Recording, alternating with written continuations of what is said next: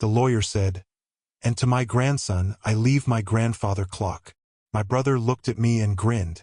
My sister covered her mouth to hide a laugh. My father leaned back in his chair and said, loud enough for the entire room to hear, "Enjoy hauling that thing to the dump." The clock had not worked in 20 years.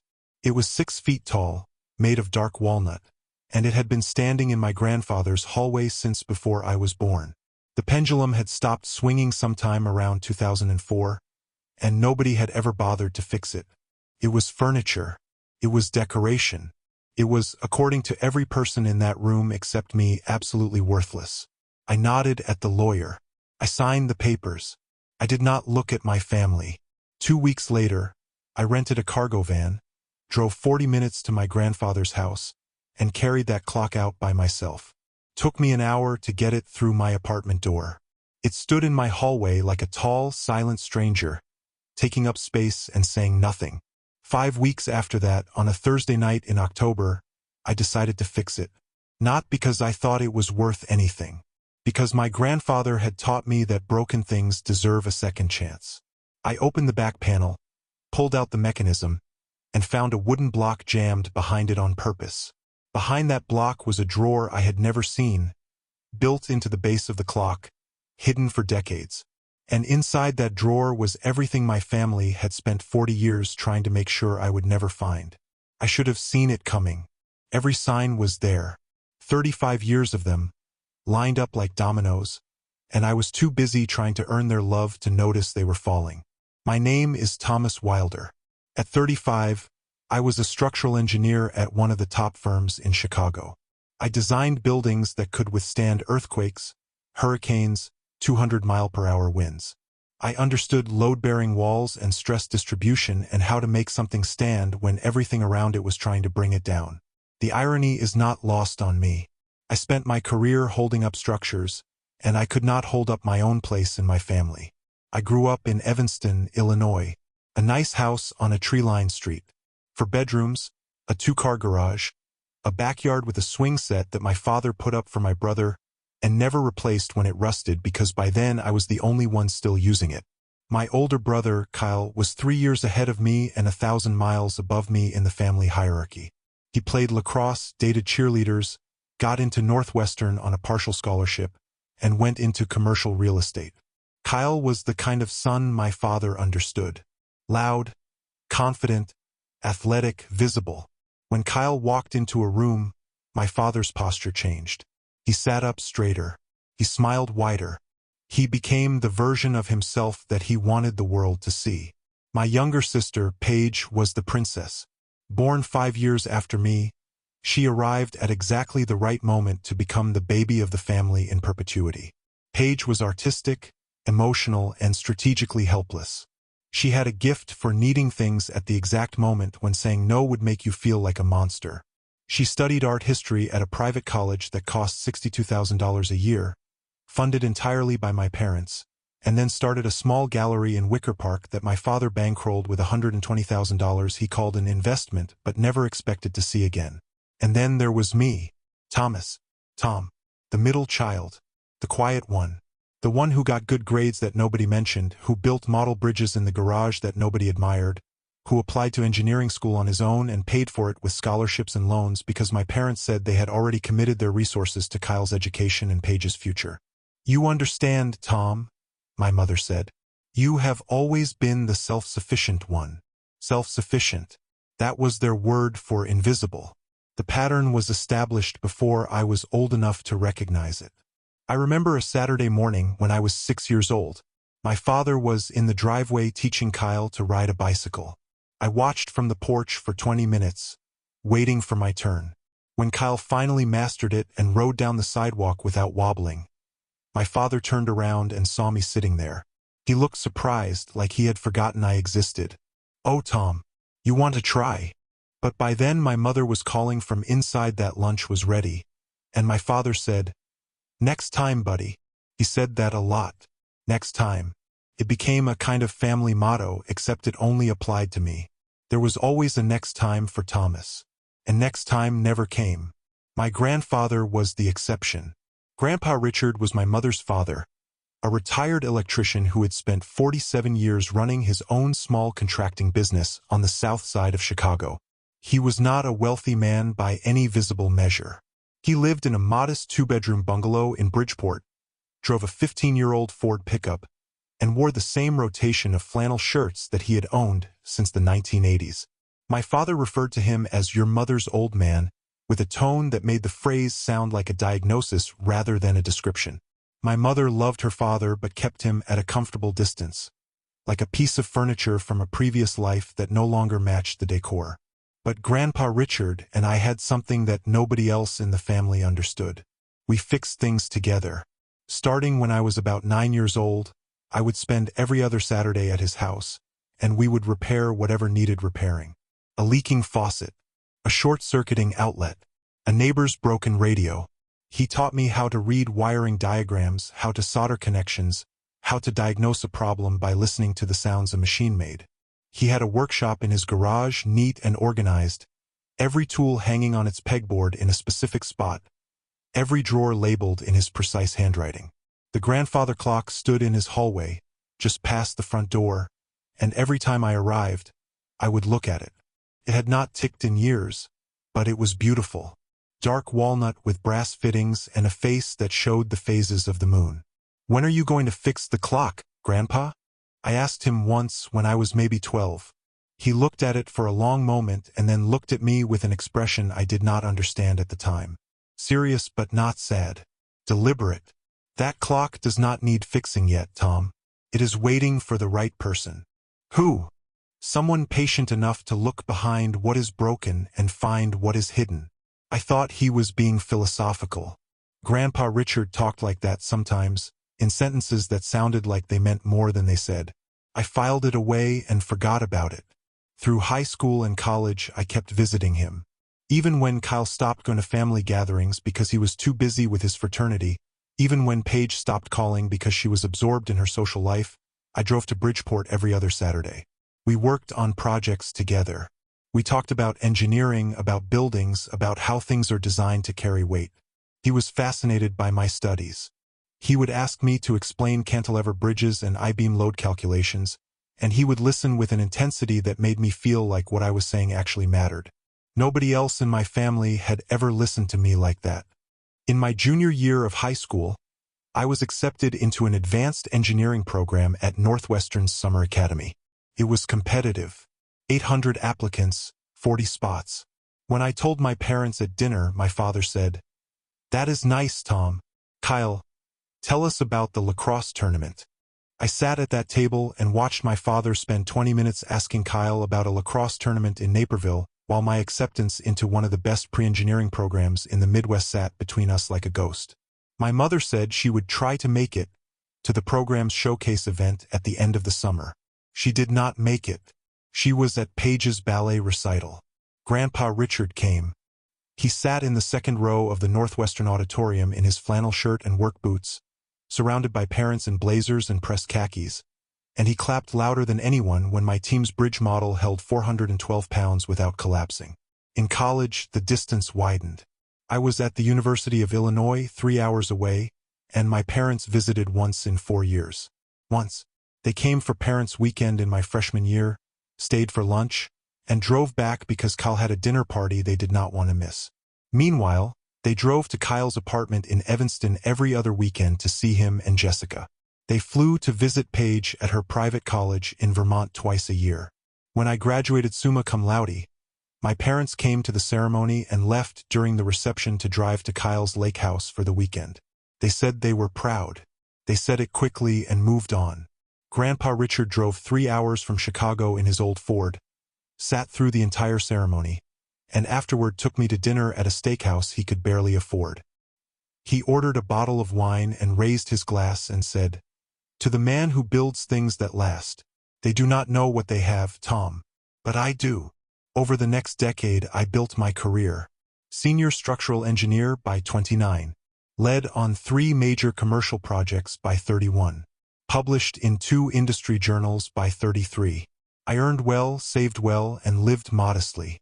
I also became the family's unofficial banker. When Kyle's first real estate deal collapsed in 2019 and he needed $45,000 to avoid a lawsuit, I wrote the check. When Paige's gallery could not make rent for 4 consecutive months, I covered the difference. $19,000 total. When my parents' furnace died in the middle of January, I paid for the replacement. $8,000. When my father needed a root canal and 2 crowns and the insurance only covered half, I paid the rest. $3,200. When my mother wanted new hardwood floors in the dining room because Kyle's wife mentioned that hardwood was more elegant than carpet, I paid for the installation. $11,000. I kept a spreadsheet, not because I expected to be repaid, because I wanted proof that I existed in this family, that I contributed, that I was not the invisible middle child who got colored pencils while his brother got a bicycle. The spreadsheet totaled $214,000 over 12 years. The only acknowledgement I ever received was from my mother, who once said, "Tom, it is so nice that you can help out. Kyle has so many expenses with the kids, and Paige is still finding her footing." Finding her footing.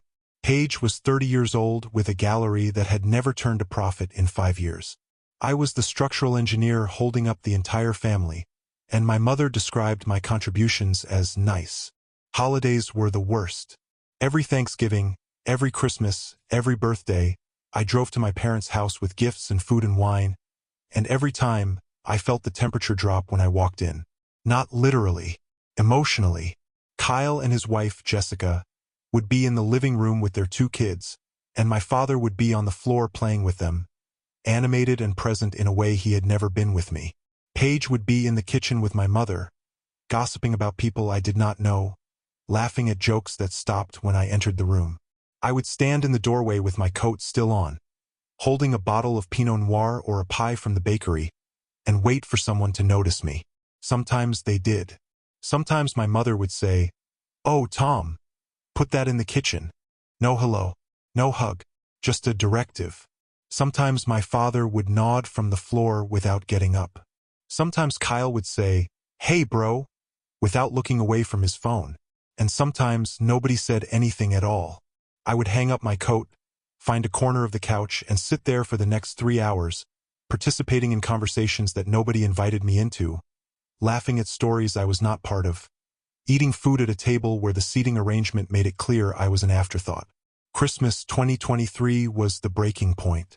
I arrived at 4 in the afternoon, exactly when my mother had told me to come. The house was decorated beautifully. There was a wreath on the door, lights in every window, and the smell of my mother's roast chicken coming from the kitchen. I rang the doorbell. Nobody answered. I tried the handle. It was locked. I could hear music and laughter inside. I knocked. Nothing. I called my mother's phone. It rang 6 times and went to voicemail. I stood on that porch for 9 minutes in December cold before Kyle's daughter, Lily, happened to see me through the window and screamed, "Uncle Tom is outside." My mother opened the door with a dish towel in her hand and a confused expression. "Tom, I thought you said you were coming at 5. You told me 4. Did I? Well, come in. We already started." They had already started. The appetizers were out, the wine was poured, the presents were half opened. Kyle's kids were playing with new toys. Paige was showing my father photos from a trip to Sedona. They had started Christmas without me. Not because they had planned to exclude me, because they had simply forgotten I was coming. I was so irrelevant to the rhythm of their celebration that my absence did not register. I stayed for 3 hours. I smiled, ate, I gave my gifts, I helped with the dishes. And when I left, my mother said, "Drive safe, Tom. Love you." Casual. Automatic. The way you say goodbye to a delivery driver. Grandpa Richard called me that night, the way he always did on Christmas. His voice sounded tired. Older. He was 86 and the years were catching up. But his mind was sharp. It was always sharp. "How was dinner?" "Fine, Grandpa." Silence. He knew. He always knew. "Thomas, listen to me. I am not going to be here forever. When I am gone, they are going to give you the scraps. They always do. But I want you to remember something. Scraps and leftovers are not the same thing. Sometimes the thing that looks like nothing is the thing that matters most. Do you understand? Not really. You will. When the time comes, you will. He died on March 9th, 2024. A stroke in his sleep. Peaceful, the doctor said. He was 87 years old, and he died in the same bed he had slept in for 50 years, in the house he had wired himself when he was 28, surrounded by the walls and floors and fixtures he had maintained with his own hands for half a century. The funeral was small. Grandpa Richard did not have many people left. Most of his friends from the trade had passed before him. Walter, his old business partner, was there. A few neighbors. Some guys from the local VFW where he had been a member for decades. My family treated it like an obligation. My father checked his watch 3 times during the service. Kyle answered a work call during the burial and walked away from the grave with his phone pressed to his ear. Paige cried, but she cries at commercials. I do not think she had spoken to Grandpa Richard in over a year. I gave the eulogy. I talked about Saturday mornings in his garage. About the way he could diagnose a wiring problem by touch. About the patience he brought to everything he did. About the grandfather clock in his hallway that had not ticked in 20 years, but that he refused to throw away because he said it was waiting for the right person. I looked at my family while I spoke. My mother was dabbing her eyes. My father was staring at the floor. Kyle was looking at his phone under the program. Paige was looking at the sky. Nobody was listening. Not really. Walter found me after the service. He was 84 years old, stooped but solid, with hands like old leather. He shook my hand and held it. Richard talked about you all the time, Tom. Every Saturday. He said you were the only one who understood. Understood what? That the real value of something is not what it looks like. It is what it does. He paused and squeezed my hand tighter. He left you something important. Make sure you look carefully. The will reading was held at a small law office in the Loop. Grandpa Richard's attorney was a woman named Sandra Lozano who had handled his affairs for over 20 years. She was precise and serious and clearly respected my grandfather in a way that went beyond professional courtesy. The estate was modest by my family's standards but significant. The Bridgeport house, now valued at just over $2.1 million thanks to the neighborhood's gentrification, went to Kyle because Kyle had mentioned wanting to develop the lot. The investment accounts, totaling $365,000, went to Paige. The life insurance payout, $150,000, went to my mother, along with the furniture, the personal effects, and a small collection of antique tools. And to my grandson Thomas James Wilder, Sandra read, looking at me directly.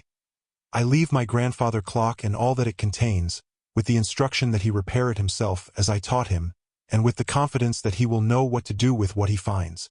Kyle snorted. My father made his dump comment. My mother looked at the table. Paige did not look up from her phone. Sandra Lozano watched me with an expression that reminded me of Grandpa Richard's. Patient. Knowing. Waiting. I took the clock. I rented a cargo van, drove to the Bridgeport house one last time, and spent an hour carefully detaching the clock from the wall where it had stood for over 50 years. There were marks on the wallpaper behind it. A perfect silhouette of absence, like a shadow that had outlived its source. I wrapped the clock in moving blankets, loaded it into the van, and drove it to my apartment in Lincoln Park. Getting it through the door required removing the front door from its hinges. It barely fit in the hallway, tall and silent and dark, taking up space the way I never had in my family. For 5 weeks, that clock stood there. Every morning I walked past it on my way to work. Every evening I came home and saw it looming in the dim hallway, its face frozen at 7:42, the time it had stopped almost 20 years ago. Visitors asked about it. My neighbor from across the hall, a retired teacher named Gloria, said, "That is a beautiful piece. Shame it does not work." My colleague Dave, who came over for a beer one evening, said, "Dude, that thing is massive. You should sell it for parts." But I did not sell it. I did not move it. I waited. I am not sure what I was waiting for. Maybe I was waiting for the grief to settle enough that I could touch something of his without my throat closing. Maybe I was waiting for a sign. Maybe I was doing what Grandpa Richard had always taught me to do, being patient. looking carefully, listening for what was wrong before trying to fix it. On a Thursday night in mid-October, I came home from work and stopped in front of the clock. I had been thinking about Grandpa Richard all day, about the way he talked about broken things, about how he never threw anything away without first understanding why it had stopped working. I went to my kitchen, poured a glass of bourbon, came back to the hallway, and sat on the floor facing the clock. I looked at it for a long time. Then I got my tools, opened the back panel, and started working. The mechanism was a standard weight-driven movement, the kind used in tall case clocks since the 18th century.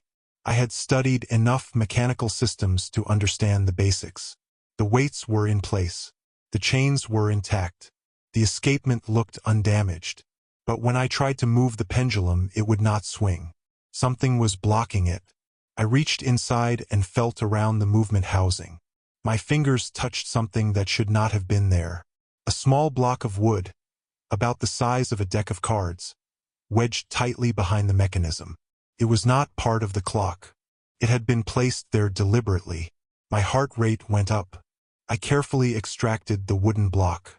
It had been sanded smooth and fit perfectly into the space, invisible unless you removed the entire mechanism. I set it aside and looked deeper into the housing. And that is when I saw it. A seam in the wood at the base of the clock that did not match the rest of the construction. A line, almost imperceptible, running horizontally about 4 inches above the bottom. I pressed on it. Nothing. I pressed harder. Faint click. And a drawer slid out from the base of the clock, smooth and silent on hidden wooden rails. The drawer was 12 inches wide, 18 inches deep, and 3 inches tall. It was lined with green felt, the same shade as the felt on Grandpa Richard's workbench. The craftsmanship was extraordinary. The joints were dovetailed. The rails were waxed. The drawer moved without a sound, as if it had been built yesterday, not decades ago. My grandfather had constructed this hiding place with the same precision he brought to everything. It was not a secret compartment thrown together in haste. It was engineered, designed, built to last and built to be found, but only by someone who cared enough to look. Inside were 5 items. A brass key with a tag attached by a thin wire, the tag reading Northern Trust, Box 714, in Grandpa Richard's handwriting. A sealed envelope with my name on it, Thomas, written in blue ink with the deliberate strokes I knew so well. A leather portfolio, zippered shut, thick with documents, the leather cracked with age but the zipper smooth. A small black notebook, its cover soft with handling, its spine reinforced with electrical tape. And a flash drive, modern and incongruous among the older items, a concession to the digital age from a man who had spent his life working with his hands. My apartment was silent. The hallway light buzzed faintly above me. I could hear my neighbor's television through the wall, the low murmur of a late-night talk show, and the sound of my own heartbeat in my ears. I sat on the floor of my hallway with the drawer in my lap and my hands shaking so hard I could barely open the envelope.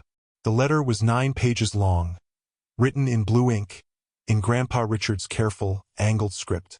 It began, "Dear Thomas, if you are reading this, then you did what I knew you would do. You fixed the clock. Not because anyone asked you to, because that is who you are." He told me the story of his life. Not the version my family knew. Not the modest electrician who lived in a small house and drove an old truck. The real version. In 1976, when he was 39 years old, Grandpa Richard started buying property. Small buildings at first. A 2-flat in Pilsen that he wired himself and rented to a young couple for $300 a month. He used the rent to buy another building. Then another. He did all the electrical work himself, saving thousands on every renovation. He found buildings that others had given up on. Condemned properties with faulty wiring and code violations that would have cost a fortune to fix if you had to hire a licensed electrician. But Grandpa Richard was a licensed electrician. He was the best in the city, and he could see value in buildings the way he could see value in a broken radio or a silent clock. Not what they were, what they could become. Over 47 years, he acquired 14 properties across Chicago. He bought them through a series of trusts and limited liability companies, each one registered under a different name. the Wilder Family Trust, the Bridgeport Holdings Group, the Pendulum Property Company. He managed them himself, collected rent himself, filed taxes through a small accounting firm that Sandra Lozano had connected him with decades ago. He never told anyone. Not my mother. Not my father. Not Kyle. Not Paige. Not a single soul except Sandra, his accountant, and Walter, his old business partner who had helped him on some of the early renovations. The letter included a summary. 14 properties. 3 in Pilsen, 2 in Bridgeport, 2 in Logan Square, 3 in Humboldt Park, 2 in Avondale, and 2 in Wicker Park. Combined assessed value as of January 2024, $23.4 million. Annual rental income, $1.6 million. All held in trusts, all designated to transfer to a single beneficiary upon his death. Me. I put the letter down. I picked it up. I put it down again. I walked to the kitchen and poured another bourbon and drank it standing at the counter, staring at the wall, trying to make the numbers make sense. $23 million. My grandfather, the man my father called your mother's old man, the man who wore flannel shirts from the 80s and drove a 15-year-old truck, had built a $23 million real estate portfolio in secret over nearly 5 decades. And he had left it to me.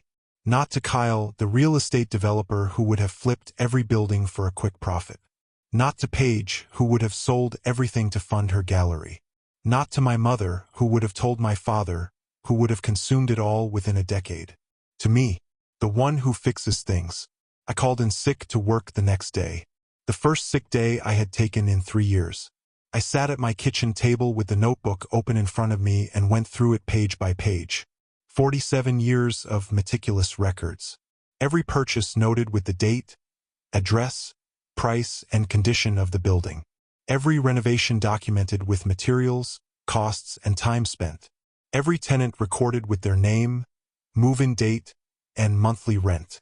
My grandfather had managed a 14-property portfolio entirely by himself for decades, and his record-keeping was more detailed than anything I had seen from professional property management firms. The letter explained why he had hidden it. In 2001, he had received a small inheritance from his brother who had died without children. $87,000. He made the mistake of mentioning it to my mother during a Sunday dinner. Within a month, my father had approached him about investing the money in Kyle's first real estate venture. My mother had suggested using part of it to help Paige with college applications and test prep courses. Kyle had asked Grandpa Richard directly if he could borrow $50,000. Nobody asked Richard what he wanted to do with his own money. Nobody suggested he keep it, save it, or spend it on himself. They simply assumed it was theirs. Grandpa Richard gave them $60,000.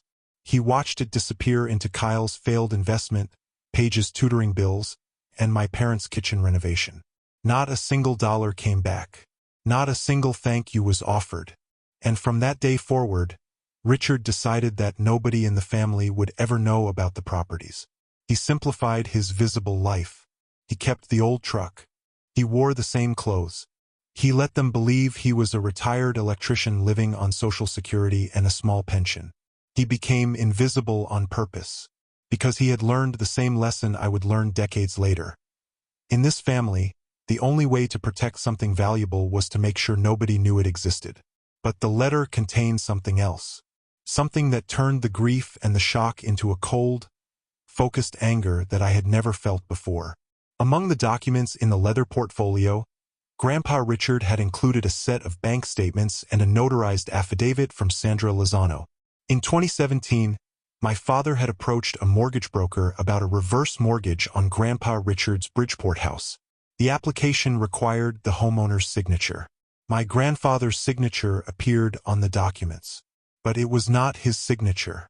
Sandra Lozano's affidavit included a handwriting analysis commissioned by Grandpa Richard himself, conducted by a certified forensic document examiner, confirming that the signature was a forgery. My father had forged my grandfather's name to take out a reverse mortgage worth $182,000 on a house my grandfather had owned free and clear for 40 years. Grandpa Richard's letter described the discovery in detail. He had gone to his mailbox on a Tuesday afternoon in September 2018 and found a statement from a mortgage company he had never heard of. The statement showed a balance of $182,000 secured against his property at the Bridgeport address. His name was on the account. His social security number was on the account. But he had never applied. He had never signed anything. He had never spoken to anyone at this company. He called Sandra Lozano that same afternoon. She pulled the application documents.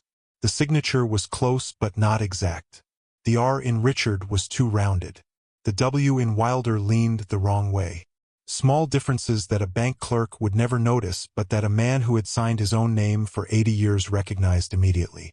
Sandra commissioned the handwriting analysis. The forensic examiner confirmed it within 2 weeks. The signature was a forgery, and the application had been submitted by a mortgage broker in Lake Forest, the same town where Kyle and my father both lived. The money had gone to Kyle. Another real estate deal. Another investment. Another black hole that consumed cash and returned nothing. Grandpa Richard had discovered the forgery in 2018 when he received a statement from the mortgage company. He did not confront my father. He did not call the police. He did not tell my mother. He hired Sandra Lozano to document everything, commissioned the handwriting analysis, and added the entire file to the collection of documents hidden inside the grandfather clock. He wrote in his letter, "I could have sent your father to prison. I chose not to, because your mother would have suffered, and despite everything, she is my daughter. But I want you to know the truth about the man she married. He is not just neglectful, Thomas. He is a thief, and the family that follows him is complicit in their silence." The final pages of the letter were instructions. The brass key opened a safe deposit box at Northern Trust. The flash drive contained digital copies of every document: property deeds, trust agreements, tax returns, rental contracts, the forgery evidence. The black notebook was a 47-year log of every property purchase, every renovation, every tenant, every dollar earned and spent. It was meticulous. It was complete. It was the work of a man who had spent half a century building an empire in silence. The last paragraph said, "Thomas, they gave you nothing because they see nothing when they look at you. I gave you everything because I see exactly who you are. You are the one who fixes things. Not because someone pays you or thanks you or notices. Because it is right. This is my life's work. Protect it the way you protect everything. Carefully, quietly, and with the patience I know you have. Do not let them take it. Do not let them diminish it. And do not let them make you believe you did not deserve it. You were always the one, Tom. The clock was always for you. I did not sleep that night. I sat in my hallway with the clock at my back, reading every page of the notebook, every document in the portfolio, every file on the flash drive. I traced 47 years of my grandfather's hidden life, property by property, year by year. I saw the 2-flat in Pilsen he bought for $12,000 in 1976, now worth $1.8 million.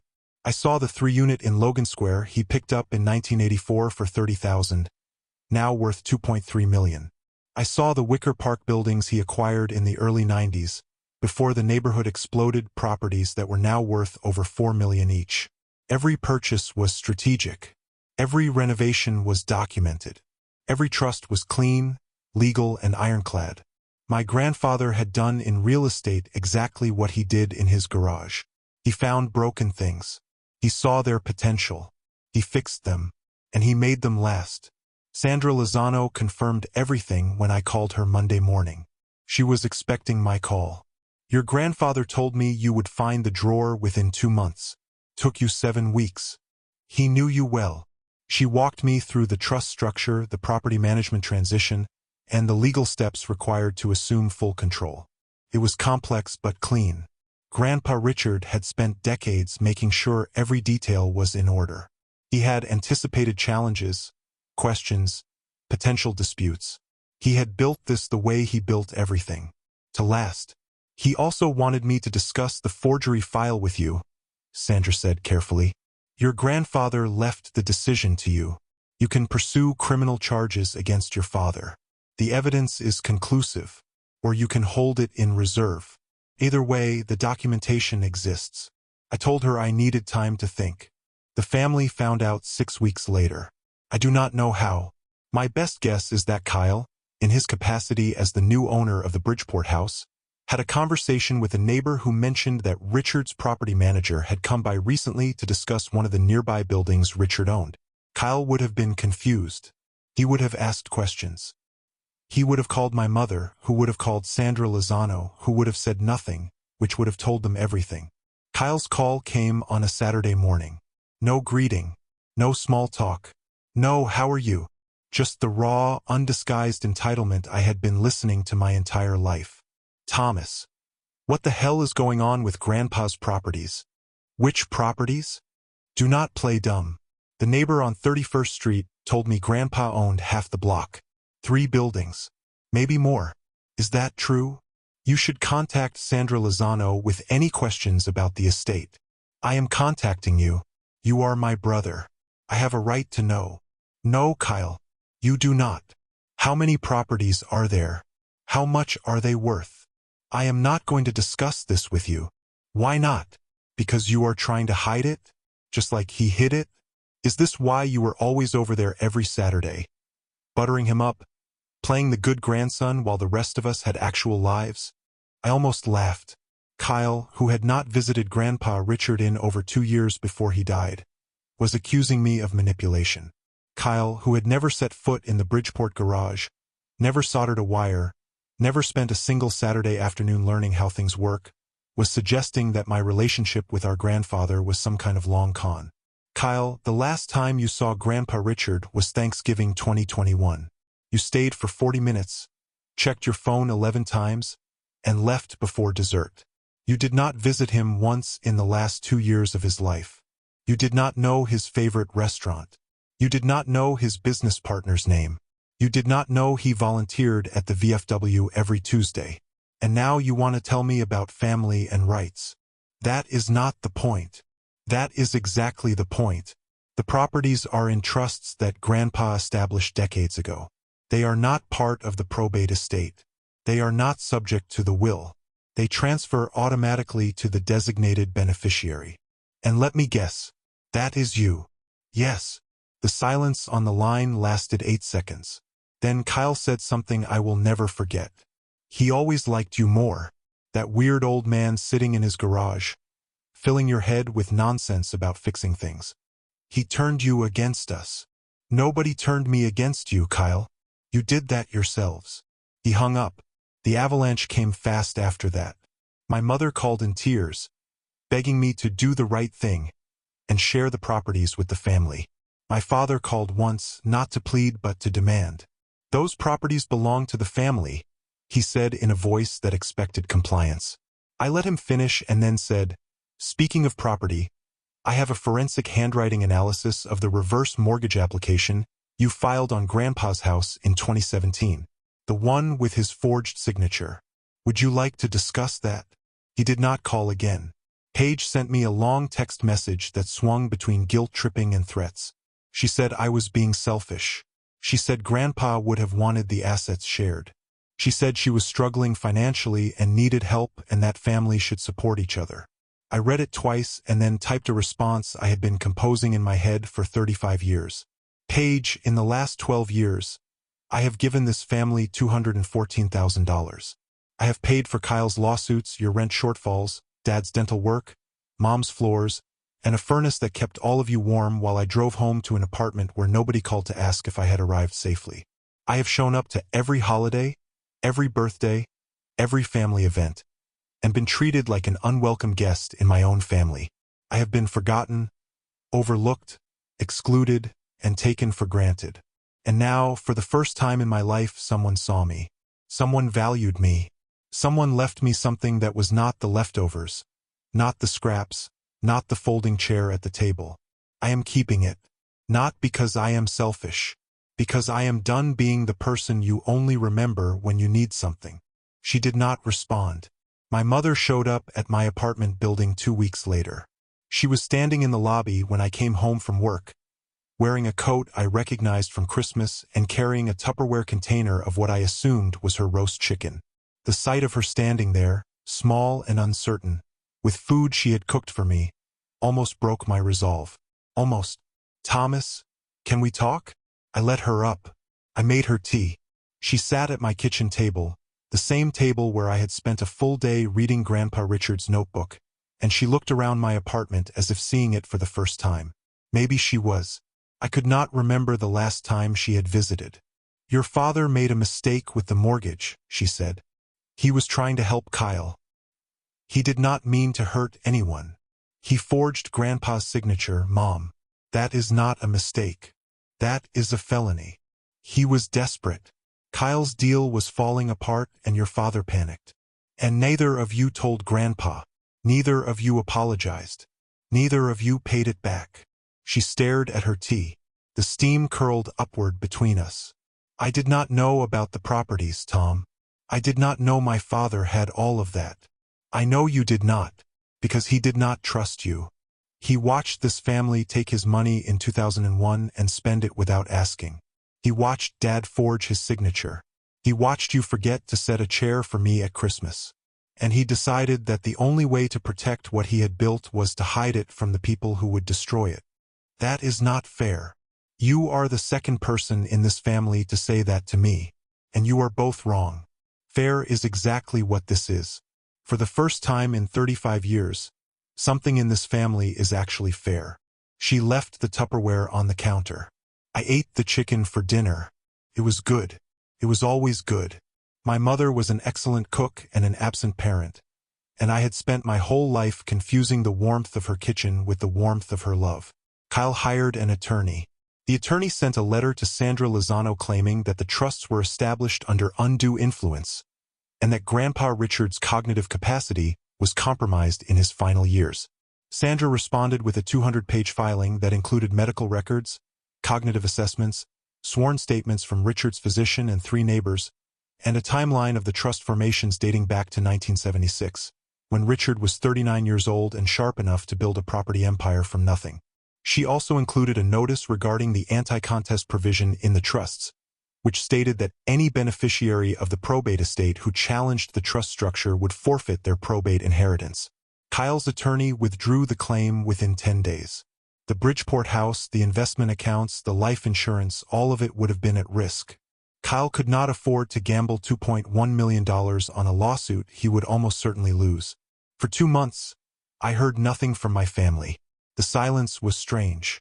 For 35 years, I had been the one chasing connection, showing up uninvited, paying bills nobody asked me to pay, trying to earn a seat at a table that was never set for me. Now the phone was quiet. The holidays passed without calls. My birthday came and went without a text. I had become what they always treated me as, gone. I started seeing a therapist during that period. A man named Dr. Ellis who specialized in family estrangement and what he called invisible child syndrome. In our first session, he asked me to describe my role in the family. I said, "I am the support structure, the load-bearing wall." He looked at me and said, "And what happens to a load-bearing wall when nobody maintains it?" I did not answer. I did not have to. He said, "It carries the weight until it cracks. And when it cracks, the whole building feels it. That is what is happening now, Thomas. You stopped carrying, and they are feeling the collapse. Not because they miss you, because they miss what you provided."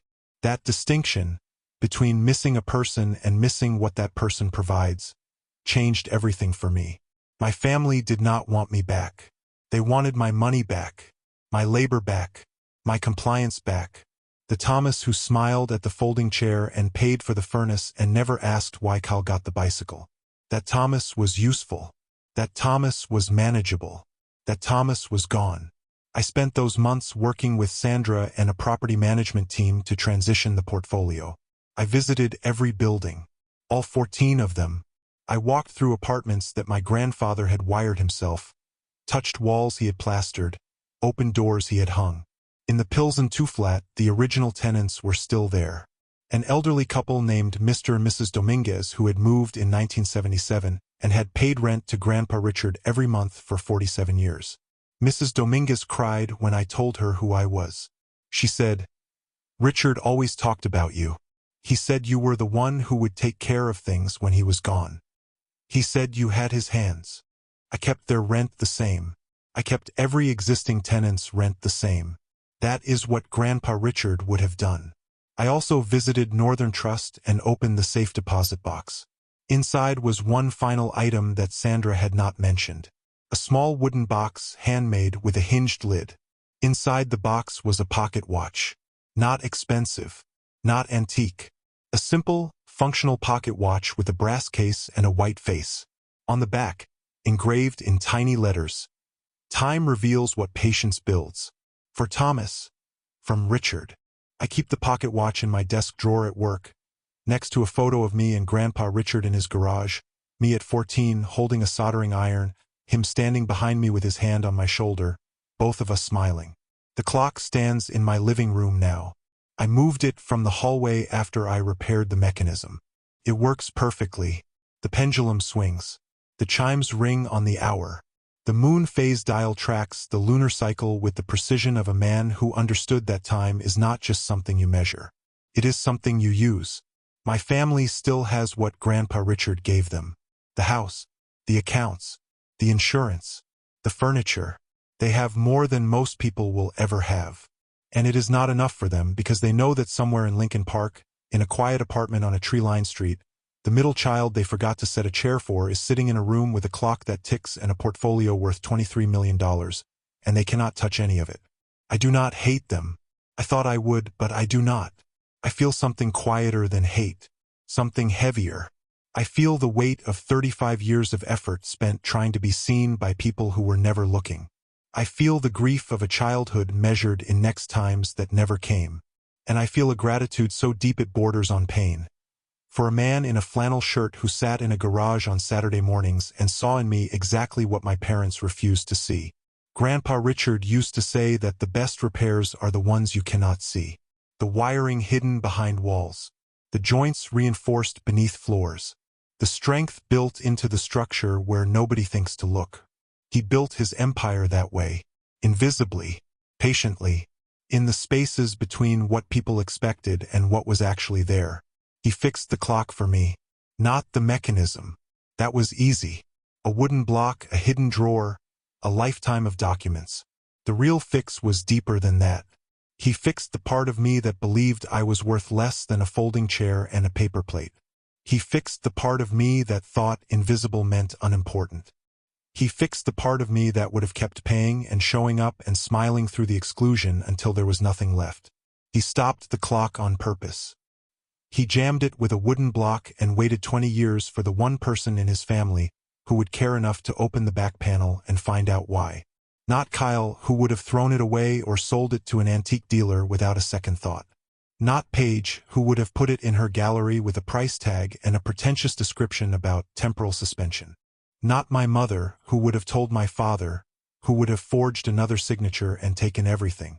And not my father, who never looked at the clock once in 30 years without seeing junk. Me. He waited for me. The one who fixes things. The one who spent Saturday mornings in a garage learning that every broken thing has a reason for being broken, and every reason is worth understanding before you give up on it. I think about the wooden block sometimes. Such a simple device. A piece of sanded wood, no bigger than a deck of cards, wedged into a 200-year-old mechanism to keep it silent. My grandfather could have hidden the drawer anywhere. He could have built it into a wall, buried it under floorboards, put it in a storage unit. But he chose the clock. A grandfather clock. His clock. The one that stood in his hallway and watched every person who walked through his front door. The one that Kyle ignored. The one that Paige never noticed. The one that my father wanted hauled to the dump. He hid his life's work inside the one thing in his house that nobody valued, because he knew that the only person who would ever try to fix it was the only person he trusted with the truth.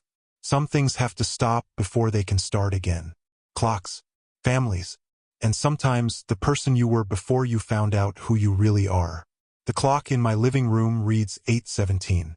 The pendulum swings. The chimes will ring at 9. And somewhere in the base, behind a mechanism that works perfectly now, there is an empty drawer on hidden wooden rails, waiting for nothing, holding nothing, because everything it held has already been found. Thank you for walking this journey with me. Before you go, I have left 2 more stories here on your screen. Both from men who discovered that family is not always who you are born to. It is who stands by you when the truth comes out. Click on whichever one calls to you. And if you want to join our community of people who understand what it is like to be the outsider looking in, that notification bell is your invitation. Until tomorrow, remember, your story matters, even if they tried to erase it.